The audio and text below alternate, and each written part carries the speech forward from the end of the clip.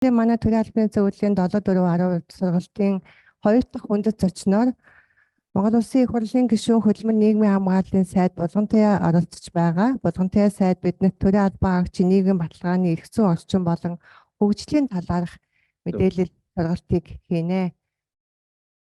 Булгантайя сайдыг урьж байна. Энэ өглөөний мэндийг хүргье.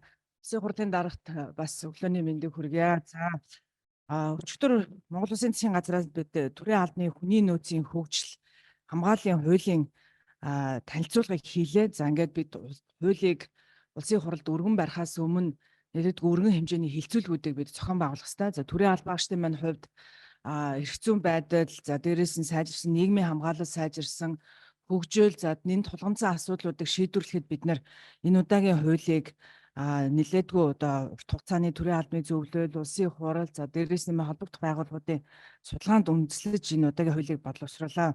За улсын хурлаас бид нар өнгөрсөн онд нийгмийн даатгалын багц хуулиудыг 29 жилийн дараа шинжилж баталсан. За хуульд хуваарлтаас хагас хуримтлын тогтолцоонд шилжих, за тэтгэврийн даатгалыг нэрийн дансны хийсвэр бичлэлтийг мөнгөжүүлсэн орлогын тодорхой хэсгийг хууль ёсны өв залгамжлагт нь өвлүүлэх, за мөнгөжүүлсэн орлогыг даатгуулагчийн өсөлтөд үндэслэн эрүүл мэнд, боловсрол, орон сууцны ипотекийн санхүүжилтэд хөрөнгө оруулах зэрэг олон шинэлэг зохицуултуудыг тусгасан. Зөвхөн энэ жилийн хувьд гэхэд одоо манай нийгмийн даатгалын 2% одоо манай шимтгэл төлөгчдийн 2% мөнгөжүүлэхэд 400 орчим тэрбум төгрөгийг бид нэр мөнгөжүүлэхээр харагдаж байна. За мөн манай салбарын хувьд энэ жил бид хүүхд хамгааллын тогтолцоог сайжруулж бэхжүүлэх зорилгоор 24 оны 1-р сарын 17-ны өдөр бид хүүхд хамгааллын тухай хуулийг шинжилэн батлаад энэ оны 9-р сарын 1-ээс хэрэгжиж эхлэх гэж байгаа. За манай төрийн албан хаагчид бол нийгмийн даатгалын шимтгэл төлөгчид, манай нийгмийн даатгалын санг бүрдүүлэгч томоохон хэсэг байдаг учраас та бүгдэд эдгээр мэдээллийг, за мөн манай төрийн албаныхан маань хүүхд хамгааллын хуулийн бас багт орж хамтарсан багаас ахуулаад орж ажилладаг салбар болгон шинэ хуулиар хүүхд хамгааллын бодлоготой байхаа, байгууллага болгон хүүхд хамгааллын бодлоготой байхад зааж өгсөн учраас эдгээр мэдээллийг та бүхэнд товчхон хүргье.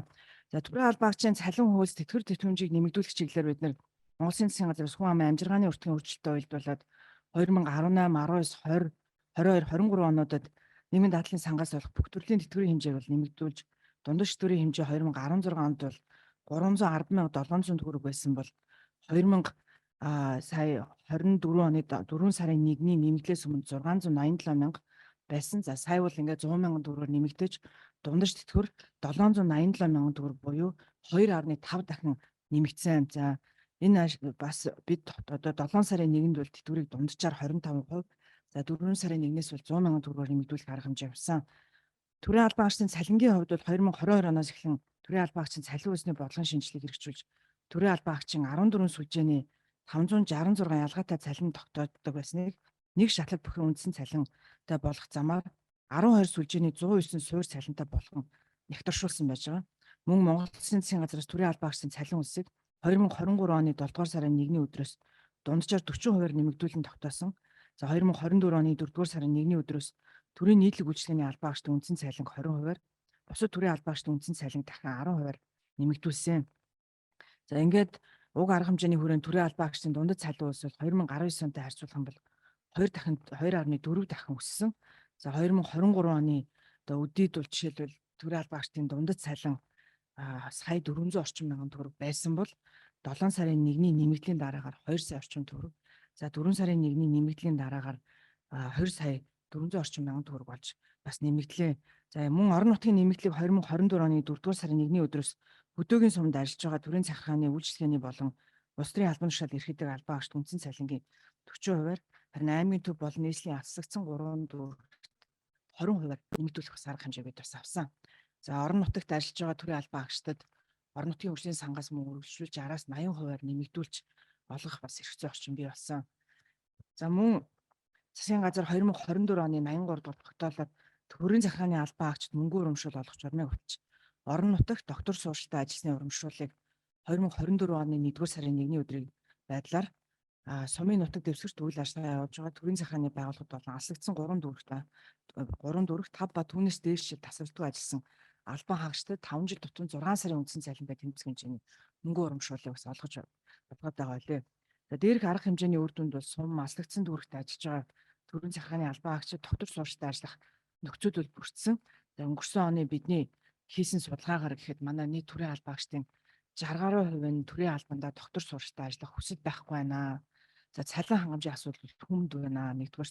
За хоёрдугаар ялангуяа аймаг орон нутагт хөдөөний сумдад төрийн байгууллагын албаагчид тэр тусмаа төрийн захиргааны албаагчид бол ажлын байр сул орондоо ихтэй орж ажиллах хүсэл сонирхоод багтаа ийм нөхцөл байдалтай байсан. За ингээд бид нар дахин 7 сарын 1-ний нэмэгдлийн дараа судалгаа хийгээд аваад үзэхэд энэ бол 2 дахин буурсан. За 4 сарын 1-ний нэмэгдлийн дараагаар бол төрийн албаагч төрлөө орж ажиллах ялангуяа боловсон хүчний хүсэл эрмэлзэл бас нэмэгдсэн харагдаж байна.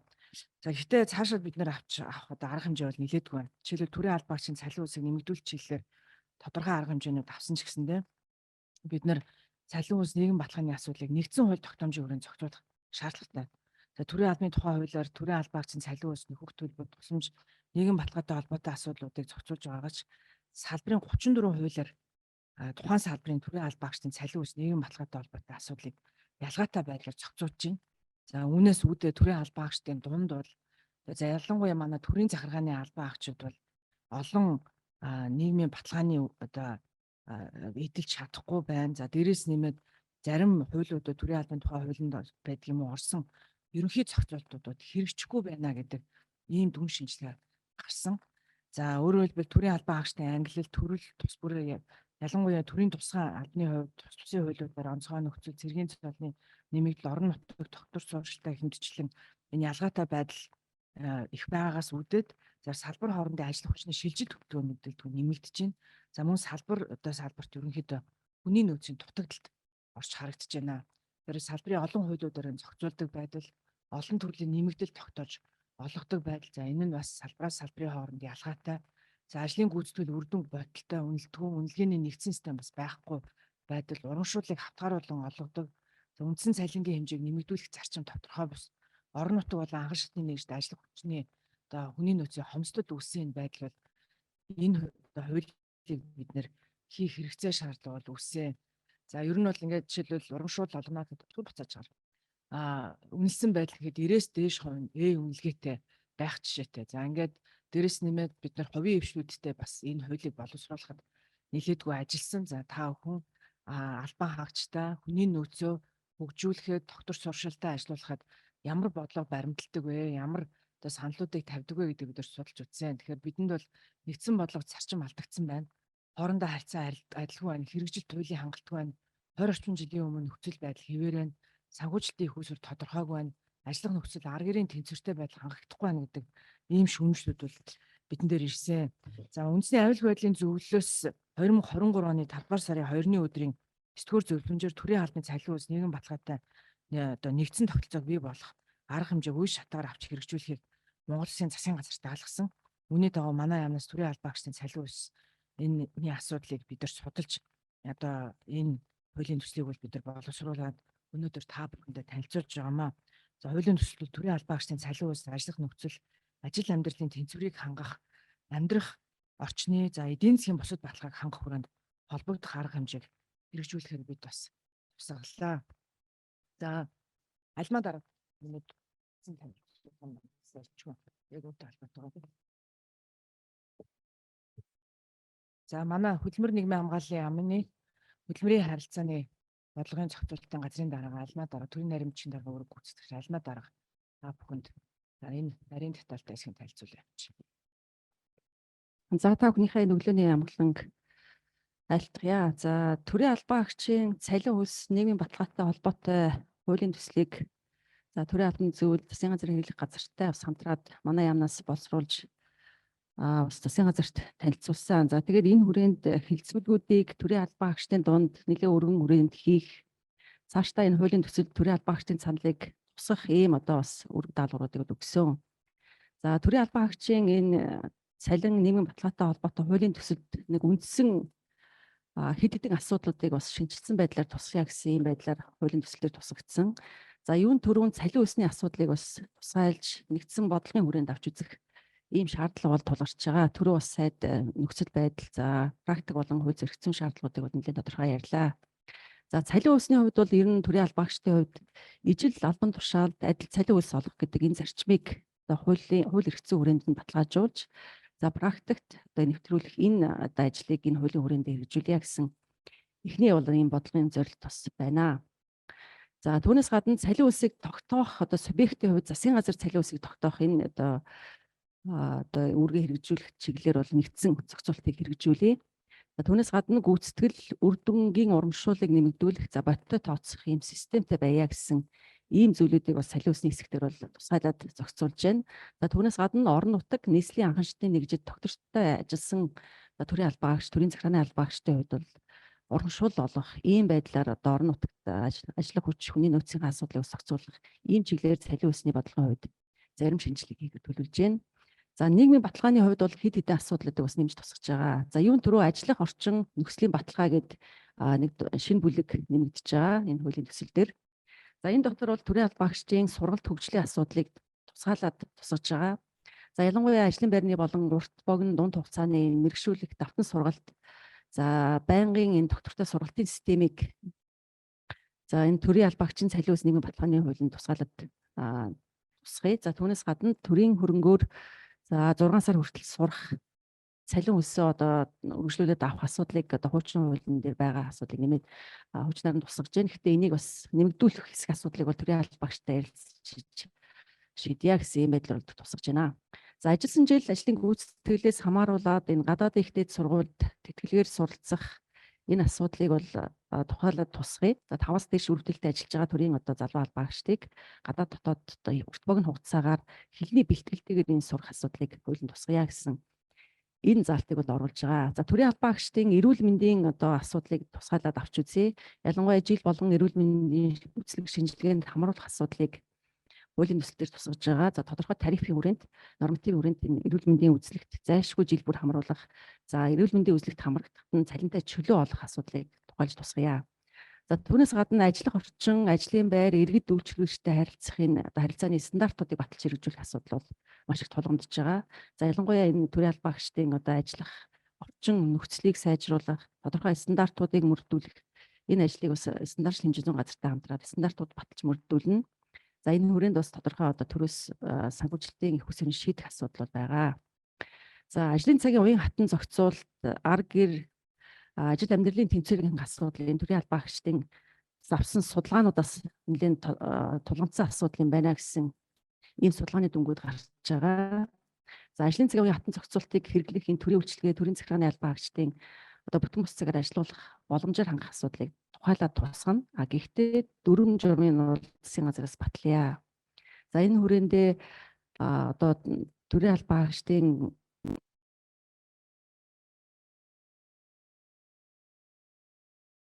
өргөжлөх үү? За ажлын үеийн хатан зохицуулалттай холбоотойгоор бол тухайлаад дүрм журам баталж гаргая. Ажлын үр дүнгийн хэрхэн үнэлэх үү? За үеийн хатан зохицуулалтыг ажлын байгууллагууд төрийн байгууллагууд хэрхэн хэрэглэх үү гэдэг дүрм журмыг бас баталж мөрдүүлье гэсэн зохицуултыг бол оруулж байна. За сум тусганд ажиллах төрийн албаагчдыг одоо урамшуулах, төрд ажилласан төрийн захиргааны албаагчдын 1 жилийг 1 жил 5 сараар дүүцүүлэн тооцох асуудлыг нэмж тусгаж байгаа. За энэ нь бол зөвхөн төрийн албаагчийн төрийн албаны тухай хууль тогтоомжийн хүрээндээ хэрэглэгдэнэ. За энэ нийгмийн даатгалын одоо харилцаанд бол хамаарахгүй байдлаар зохицуулж байгаа. За амьдрах орчин нөхцөлийн баталгаа гэдэг нэг хэсэг одоо төрийн албаагчийн цалин үлс нийгмийн баталгааны хуулийн дээр орж байна.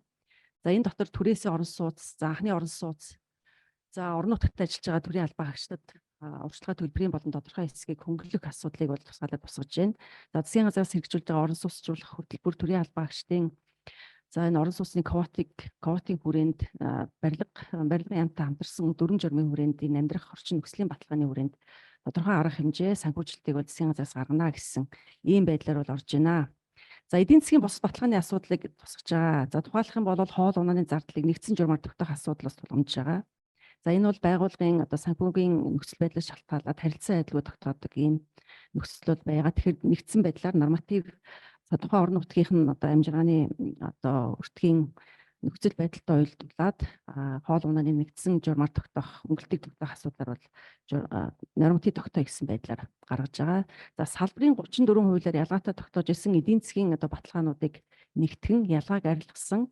За одоо хамгийн төрийн албан хаагчийн одоо хүссэн одоо эдийн засгийн хувьд ямар нэгэн байдлаар нөхцөл баталгааг нь бууруулахгүй байдлаар салбарын хуулиуд дээр нэгтгэсэн энэ асуудлыг төрийн албаны хууль бусад салбарын 33 хуулиас авч үзээд энэ төрийн албаагчийн цалиус нийгмийн баталгааны хууль руу оруулж авч үзье гэсэн ийм байдлаар бол ерөнхий товчхон танилцуулгыг бас нэмж хэлье.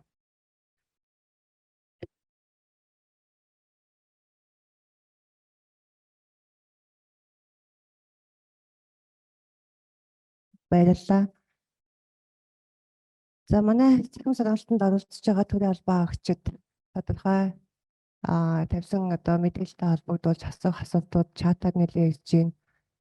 Ерөнхий нэг 2 багц асуултыг бас сая боломжтой сайдад та нарын одоо асуултыг багцлаад тавьсан байна. Тэгээд сайдыг бас энэ дээр хариулт өгөөч гэж хүсэж байна. Дараа нь тодорхой асуултуудад алмаа дараа бас хариулна. За сая Цэдүрсүрэн дарга аймаг орон нутаг тулгамдаад байгаа зарим асуудлуудын тухай хэллээ. За орон нутгийн нэмэгдлийг орон нутгийн хөгжлийн сангаас олгож байгаа орон нутгийн нэмэгдлийг босоо хэвтэй гэдгээр ялгууртай байдлаар олгоод байна гэдэг асуудлыг бас биднэрүү бас тавьж байгаа. За өнгөрсөн оны 7 дугаар сарын 1-нд бид нэр орон нутгийн нэмэгдлийг олгохдоо босоо хэвтэй гэлтгүү олгомоор байна гэдгийг одоо орон нутгийн удирдлагуудад орон нутгийн аймгийн орон нутгийн засаг дарга нар руу хөргүүлсэн албан бичгээр. За тухайн үед бол юу гэж хэлжсэн бэ гэхээр за бид нар 23 оныхаа төсвүүдээр тэгж төсвөлж чадаагүй эхнээсээ босоо хэвтэй гэхээр бараг босоо нь бол хэвтээгээс 3-4 дахин их байдаг. Тийм учраас 23 оны төсөвт бол арай хүрэлцэхгүй байна. 24 оноос ахуулаад босоо хэвтэй гэлтгүү бид нар олгодог болёо гэсэн. Харамсалтай нь бол өнөөдрийг болтол цөөхөн аймагуд босоо хэвтэйгийн ялгаагүйгээр олгоод үргэлжлүүлэн одоо нөгөө одоо хэвтэйгээл ерөнхийдөө орон нутгаас нэмэлт олгосон байдлаар яваад байна гэдэг ийм шүүмжил бас манад ирж байгаа. Бид нар албан бичгээр аймаг орон нутгуудын засаг дарга нар үүнийг засгийн газрын тогтоох шийдвэрийг яагаад хэрэгжүүлсэнгүй вэ гэдэг ийм албан бичгийг бид нар бас хөргүүлж ажилланаа. Нэгдүгээрт за хоёрдугаар дээрээс нэмээ саяны 5 жилийн нэмэгдлийн хувьд за боловсролын салбарын хувьд хуулийн дээр нь энэ тэтгэмж гээд суудсан. За сая төрийн захиргааны албан агчдын хувьд болохоор тэр бол төрийн мэргэжлийн үйлчлэгээ тийм үү боловсрол ангилал. За төрийн захиргааны албан хаагчдын сая 5 жилийн нэмэгдлийн хувьд болохоор ТЗ тэрэн дотор болохоор урамшуулал гэдэг анх хууль нь 22 онд батлагдахтаа урамшуул гэдэг ангиллаар батлагдсан. За тэгэхээр хуулиараа тэндээс бол нөгөө талдаа нийгмийн татвар авахар байгаа. За энэнийг бас манай албан хаагчид орон нутгаас энэ төр ялангуяа бас нэлээдгүй санал ирүүлсэн. За нөгөөтэй холбоотойгоор сумын бүтцийн асуудлыг бас Цэдүрсүрэн дарга хэллээ. За үүнийг бид нэр судлаад яаралтай засгийн газрын хурлаар оруулж сумын бүтцийн асуудлыг бас шийдвэрлэх арга хэмжээг бас авъя. За 5 жилийн саяны нэмэгдэл дээр за мөн орон нутгийн нэмэгдэл дээр энэ төр бид нар дээр сая бас нэг үүссэн асуудал нь зарим нэг байгууллагуудын хувьд ялангуяа агентлагуудын хувьд тухайд бид нар засгийн газрын дээр оруулж хахад бас энэ асуудал бас үүссэнгүй ямдуудаа санал авч хахад агентлаг дээр бүртгэлтэй байдаг ч гэсэндээ ажиллаж байгаа газар нь бол газар зүйн хувьд суманд ажилладаг ийм албан хаагчд бол бас байгаад байгаа. За эдгээр хүмүүс маань бас одоо биднийг яг сангийн ам дээр байгаа, төрийн албаны зөвлөл дээр байгаа төрийн албаагчдын бүртгэлэл дээр болохоор ерхий газар дээр байдаг юм уу харьяалтай гэж үзэгдээд байдаг учраас энэ нь бас орсонгүй гэдэг асуудал бас яригдсан. За үүнийг бид нар бол газар зүйн байршлын хувьд тэр нь нэг олон байгууллага бол биш юм байлээ. Тэгэхээр үүнийг нь бол бид нар шийдэх боломжтой ахаа гэж бодож байна. За нөгөө чат найгаа хурдангүйгээд би бас харж амжихгүй байхад ш.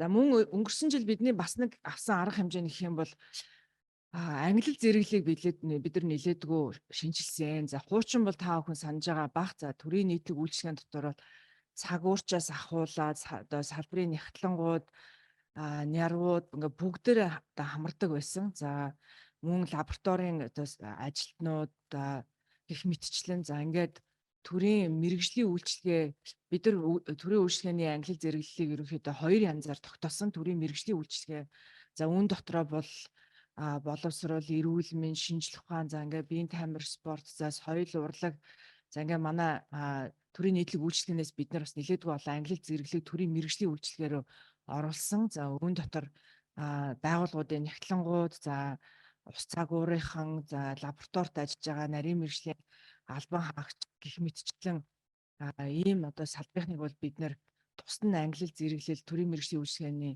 англи зэрэглэл бид нар тусад нь бол гаргасан. Сая дээр нэг тийм чат бол өнгөрчих шиг боллоо. За саяны 5 жилийн нэмэгдэл бол хуулиараа төрийн захиргаа гэдэг ийм хууль 22 онд батлагдсан байсан дагуу энэ удаагийн одоо дээр бол хуулийн дагуу төрийн захиргааны албан хаагчдад 5 жилийн тэтгэмжийг олгохоор шийдвэрлсэн байж байгаа. За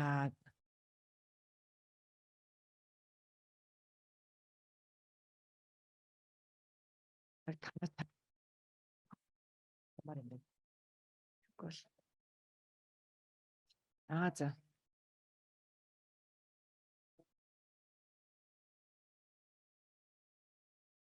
Тий. Яг хөө цалин бид нар яг адилхан тогтооход бас хэцүү. За жишээлбэл яг ч аргагүй яаман дээр одоо нэгтлэн хийж байгаа хүн бол хэдэн их найдын гүйлгээ хяндаг одоо яадаг ийм албан хаагчид болчихно. Улсын хурлын тамийн газар бол бүх яамдуудаас засгийн газраас өргөн барьж байгаа хуулиудыг хяндаг. Өөрөөр хэлбэл тэднэрээс ахаад дээрээс мэд ур чадварын хувьд нэгдүгürt илүү өндөр ур чадвартай байх, дээрээс нэмээд илүү онцгой нөхцөлд нууцтай дандаа бараг юм ажиллах хэрэгцээ шаардлагаас үүссэн ийм одоо ажил албан тушаал харж байгаа гэдэг үүднээсээ бас тодорхой хэмжээний англи зэрэглэл бид бол угаасаа байдаг. Байхаас ч ураас нөгөө талдаа одоо юу байхгүй. Харин бидний саяны 7 сарын 1-ний хувьд бол зорж хэрэгжүүлсэн арга хэмжээ нь жишээлбэл манай зарим салбарууд гэдэг аваад үзэхэд үндсэн цалингийн доод хэмжээ нь 650 мянга орчим төгрөг байсан. За зарим салбарын нь бол доод хэмжээ сая төгрөг аль хэдийн хүрсэн байсан. За үүнийг бол бид нэр төрийн мэргэжлийн, төрийн захиргааны, төрийн тусгай гэх мэтчлэн албан хаагчдын үндсэн цалингийн доод хэмжээг бид нэр сая төгрөгт аваач гарах хэмжээг авсан. За сая төрийн нийтлэг үйлчилгээний албан хаагчдын цалин бид нар дахин 20% нэмэгдүүлж цалингийн доод хэмжээ ерөнхийдөө 950 мянган төгрөг орчим дээр аваатсан. За ингээд дээрээс нэмээд бид нар англи зэрэглэлүүдийг одоо илүү их чамбааруулахын арга хэмжээг авсан. За үүний үр дүнд манай одоо газар хэлцээний дарга ахлах шинжээч гэдэг ингээд нэг англиэл ахлахад 30-40 мянган төгрөгийн хоорондын зөрүүтэй байдаг байсан байдлыг бид нар бас жоохон ялгаатай болгож өөрөөр хэлбэл та илүү үүрэг хариуцлага хүлээвэл илүү арай илүү одоо цалин урамшуул авах нь бол олон улсын хөдөлмөрийн гэрээ конвенцэд ч гэсэндээ зохистой гэж бодож бас үтсэн байж байгаа. За архив бичиг хэрэг гэдэг нөө эдгээр юмуд нь төрийн мэргэжлийн үйлчилгээний англи зэрэглэлд орсон. За хуучин бол төрийн нийтлэг үйлчилгээнд явдаг байсан та бүхэн санаж байгаа. За бид нэр төрийн мэргэжлийн үйлчилгээний хүмүүс маань ерөнхийдөө бол ингээл багш нар, эмч нар, лабораториуд, цагуурийн ажилчид, салбарын нэгтлэнгууд, архив бичиг хэргийн ажилтнууд гэх мэтчлэн одоо орон нутагт бас доктор сууршилтай эдгээр хүмүүс маань ажиллаж байж төрийн үйлчлэгээ, төрийн байгууллага, аймаг орон нутагт хүртээмжтэй чанартай төрийн үйлчлэгийг үзүүлэх зайлшгүй хүмүүс юм аа гэж үзэж байгаа учраас үүнийг дараагийн хууль тогтоомжийн хүрээнд бид нар шийдвэрлэхээр ажиллаж байгаа. За энэ хуулийн дээр бид нар сая энэ хуулийн судалгааг дөрөв бас манай альмад аргаас танилцууллаа. Ер нь аймаг орон нутагт төрийн албан хаагчдын цалин түрүүний хэлсэнчлэн бас ер нь дундаж цалин төрийн албан хаагчдын цалин бол бас нэлээдгүй нэмэгдсэн. За ингээд аваад үзэхэд цалингаас гадна орон нутаг доктор суурьшилтай ажиллахад маш чухал асуудал. Ер нь өнөөс Улаанбаатар хотод захын хородод ч юм уу адилхан орон сууцны асуудал байна. За тэгэхээр орон сууцны асуудал за дээрээс нэмээд доктор суурьшилтай ажиллахад төрийн албан хаагчдын хувьд хөгжлийн асуудал их чухал болчдөг.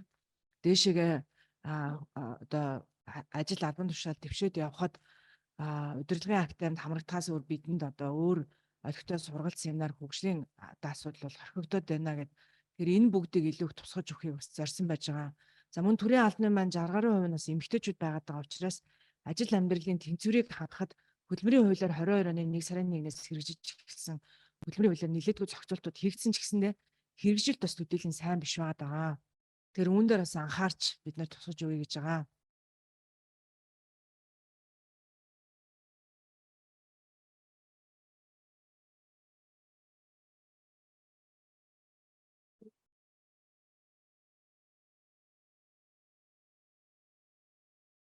Зарим сайн харахгүй шүү дээ. нийтлэг байгаа асуудлуудад болгонтэй сайд энэ хариултууд өгчлөө. Энэ та бүхний бичиж байгаа чат группэн дээр бичиж байгаа саналууд болон асуултуудыг бид нэр бас багцлаад хөдөлмөрийн нийгмийн хамгааллын яамдаа бас хүсэлт гаргаж өгнө. Энэний дагуу сая сайд бас хэлж байна. Аймгийн засаг дарга болон аймгийн засаг даргын тамгын газрын дарга тодорхой чиглэлүүдийг хөрвүүлж байгаа гэдэг.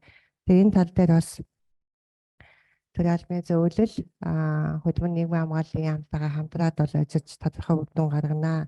За өөр одоо тодорхой яг асуулттай давхарцсан биш асуулттай. Манай танхимаас бас гишүүд асуух асуулт байвал асууж болно. Тэгээд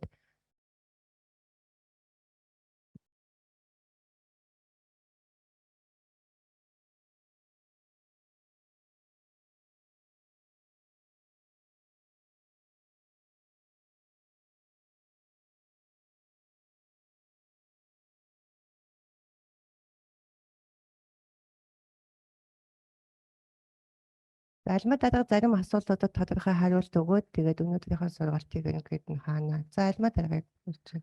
За төрийн захиргааны албаа хаагчдад тасралтгүй 5 жил ажилласан бол нөгөө 6 сарын урамшуулал олгох хуулийн заалт энэ оны 1 сарын 1-ээс хэрэгжсэн. Журам нь бас 3 сард батлагдаад ингээд хэрэгжүүлж байна. За тухайн журмаар төрийн жинхэнэ албаа хаагч тасралтгүй 5 жил ажилласан гэдэг ийм одоо хуулийн шаардлага байгаа. Төрийн албаны хуулинд орсон нэмэлт өөрчлөлтөөр. За журмаар бол жирэмсэн амралтсны амралт бол тасралтгүй 5 жилийн хугацаанд орж тооцогдож байгаа. За хүүхд тасрагч чөлөөг бол оруулахгүй байхаар тооцож байгаа.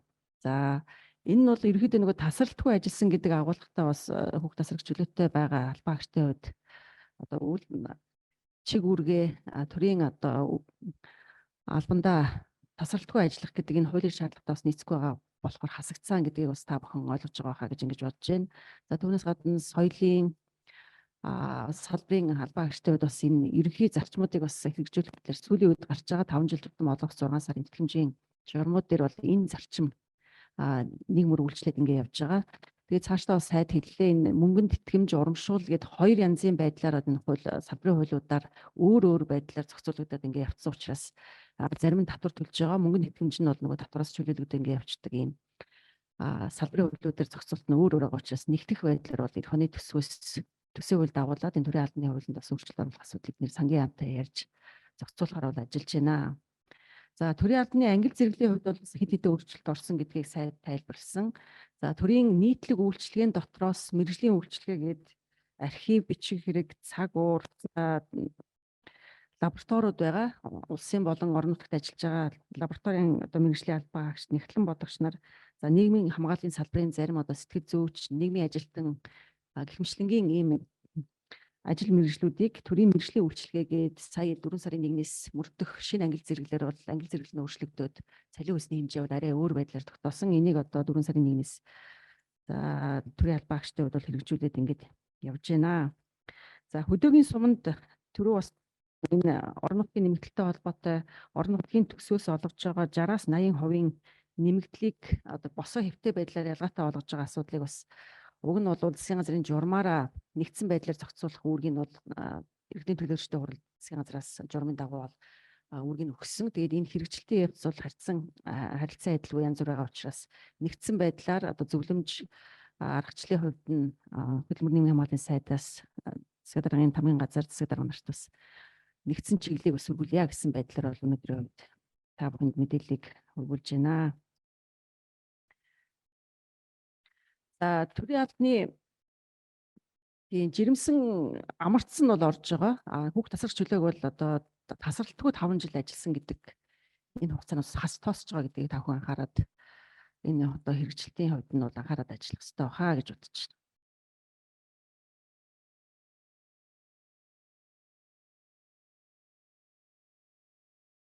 За идэвхтэй оролцож байгаа аймаг орон нутгаас салбарын төлөөлөл болж оролцож байгаа та бүхэндээ баярлалаа. Нийтдээ одоо ч бараг 3,000 гаруй хүн баг шиг байна тий. Тийм байх шиг байна. 3,000 гаруй хүн оролцож байна. За бид нар чатан дээр ирж байгаа нөө маш хурдан солигдоод солигдоод байгаа учраас зарим нь сан харахгүй байгаа даа. Гэхдээ ерөнхий асуултуудыг ойлголоо. За төрийн мэргэжлийн үйлчлэгээ нийнхэн маань 5 жилийн нэмэгдлийг төрийн захиргааны албан хаагчийг авах шаардлагатай байна гэдгийг тавьж байна. За хоёрдугаар дахиад босоо хэвтэй гэдэг дээр ялгаатай байдлаар орон нутгийн нэмэгдлийг өгж байна. Түүнийг судалмаар байна гэдэг асуудлыг ярьж байна. За мөн 5 жилийн тэтгэмжийг аймгийн 5 жилийн тэтгэмжийг хизээ шийдэх вэ? За ер нь бол бид нар энэ чатан дээр ирсэн саналуудыг төрийн албаны зөвлөлийнхнаас бид нар одоо нэгтгэж аваад за бид нар бас анхаарах ёстой. За энэ одоо юунуудыг бас давхар харж үзье. За ерөнхийдөө манай одоо түрүүний бид нар бас та бүхэнд энэ улсын хурал дөрвөн байрахаар ажиллаж байгаа боловсруулсан хуулиа гол танилцуулж байгаа нь ер нь манай төрийн албаны энэ цалин хөлс энэ нэгдмэл байдал бол нэлээдгүй алдагдсан харагдаж байсан. За ингээд одоо хөөцөлдөлгөө сайтай салбар байх юм бол цалингаа сайн нэмждэг, нийгмийн баталгаагаа сайн хангуулцдаг. За аж ахуйн ажил сайтай бараг сайд байх юм бол зарим салбарынхаа нийгмийн баталгааг сайн хангуулцдаг. За аж ахуйн шин чанартай салбарын одоо хувьд бол арай илүү одоо ажиллаж чаддаг ч байдаг юм уу, нийгмийн баталгаа хангаж чаддаг ч байдаг юм уу. Ийм нөхцөл байдлууд бас нэлээдгүй харагдаж байсан. За энэ бол зарчмын хувьд бол буруу юм аа. Төрийн үйлчлэгээнд төрд одоо зүтгэж байгаа хүн болгон төрийн одоо үйлчлэгээг 21 аймаг 9 дүүрэг таслагдсан сумдч хүргэж ажиллахаар ажиллаж байгаа та бүгдийн нийгмийн баталгааны төлөө төр өөрөө улсын төсвүүдээрээ ч гэсэн жил болгон төсвөлдөг. За дээрээс нь мэд хөгжлийг нь тасралтгүй хангадаг. Ахиж дэвших энэ одоо энэ нэг хуульд нь бид нар тусгаж өгч хуульчлахын зүйтэй юм аа. Энэ олон янзын ялгаатай хуулиудаар тэгш бус байдал төрийн албан хаагчдын хувьд бий болж байгаа нь манай төрийн албан хаагчдын хувьд бас хамгийн хөндлөлтөө сэдвүүд байна гэдэг ийм одоо бид нар байгууллагуудын дунд ч гэсэн дотооддоо ч гэсэн анхаарах асуудлууд маш их байсан. Урамшуулал, нэмэгдэл, тооцох арга аргачлал дутмаг байна, төсөв байхгүй гэдгээрээ олгодгүй, дарга нар үзмжээрээ шийддэг гих мэтчлэн одоо маш их асуудлууд байсан. Тийм учраас бид нар нэгдсэн байдлаар шийдэхээр энэ хуулийг боловсруулж ингээд бас одоо хамгийн ихний хилцүүлгүүдийн нэгийг манай өнөөдөр төрийн албаны зөвлөлтөөр та бүхэнтэй хийж байна. Тэгээ ажил хэрэгт саналаас та бүхэн маань түрүүн танилцуулгахдаа уялдуулан ирүүлээрэ. За сая энэ дээр чатаар ирж байгаа хуулиуд бол ихэнх нь одоо хэрэгжиж байгаа хуультай холбоотой. За бас дутууд улмаг хэрэгжээд байгаа асуудлууд, царим нэг саналууд бас ирлээ. За ингээд та бүхэндээ маш их баярлалаа. Ажил хэрэгж оролцож байгаа төрийн нийт албан хаагчид та бүхэндээ ажлыг амжилт эрүүлэнхийг хүсье өрөөё. За төрийн албан хаагчийн нийгмийн баталгааны эрх зүйн орчин за өнөөдөр төрөөс болон засгийн газраас хэрэгжүүлж байгаа арга хэмжээний талаар болон ирээдүйд хийхэд төлөвлөж байгаа эрх зүйн шинжилгээний талаар мэдээлэл хийсэн улсын хурлын гишүүн хөлбөмбөгийн нийгмийн хамгааллын сайд болгонтэй сайд танд баярлалаа. За төрийн албан хаагчдаас ирүүлж байгаа санал, асуулт энэ одоо зарчмын зөвлөдүүдийг бид нэр багцлаад хөлбөмбөгийн нийгмийн хамгааллын сайдад албан ёсоор бичгээр хүргүүлнэ. За энэний дагуу тодорхой арга хэмжээнүүд авагдаж магадгүй одоо аймгийн засаг дарганаар холбогдох байгууллагын удирдлагуудад бас мэргэжил арга зүйн зөвлөгөө, дэмжлэг өгөх ажлыг бол зохион байгуулнаа. За өнөөдрийн төрийн албаны зөвлөлийн 7/4 сургалтанд идэвхтэй оролцож бас санал бодлоо илэрхийлж хийж байгаа үйл ажиллагааг дэмжсэн, за бас одоо шүүмжилсэн энийг ингэж сайжруулбал зүгээр байна гэсэн энэ бодиттой саналууд өгсөн албан хаагчдаа бол баярлалаа. Ингээд та бүхэн бүгдэнд нь ажлын амжилт, сайн сайхан бүхнийг хүсье өрөөё.